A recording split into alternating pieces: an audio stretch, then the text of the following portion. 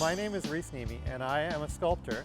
I had this idea about making a salmon bridge for a long time, and so when Salmon in the City came along, it was the perfect opportunity for me to submit the idea that I already had. I make stuff out of metal for a living, so I already knew how to make all the metal parts of it, and so I did a little bit of fish research, and I was there.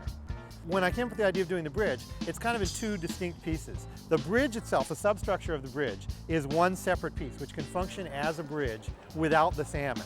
And it was engineered that way so that the salmon didn't have to carry any of the weight, didn't have to be structural. The salmon could be totally aesthetic and look as much like a salmon as I could make it look like. So after we made the base of the bridge, then we made the fish. And what I did is I took a photograph actually of a fish from an old book that I had.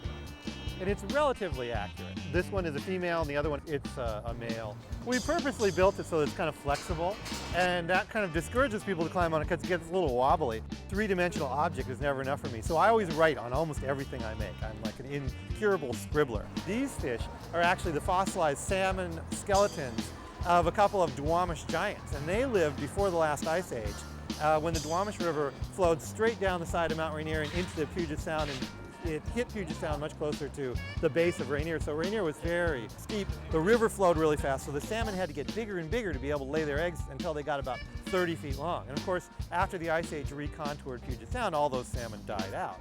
So all we have is these fossilized skeletons. I will hopefully fill up all the planks with text. And a few of the things I write may actually be true, but most of them will probably be things that I make up.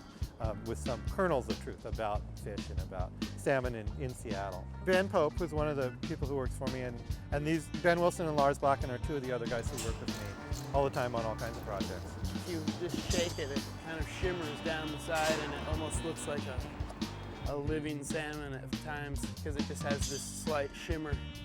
It's pretty great. I think it's such a great idea.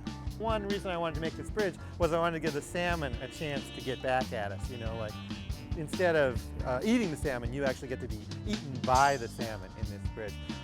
There's an old Irish folktale about how there's the salmon of wisdom, and by eating the flesh of the salmon of wisdom, you get all the knowledge in the world.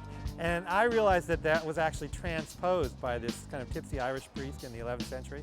The real story is that you have to be eaten by the salmon to get the wisdom.